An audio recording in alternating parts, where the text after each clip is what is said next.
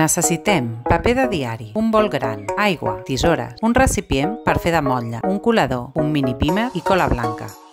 Tallem els diaris a tires i després a quadrets.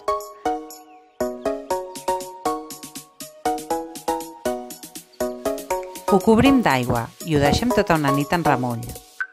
Ho triturem, escorrem bé la pasta i afegim la cola blanca i ho remenem.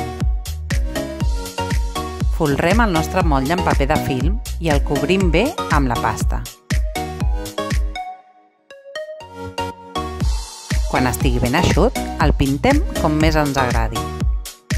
Llest!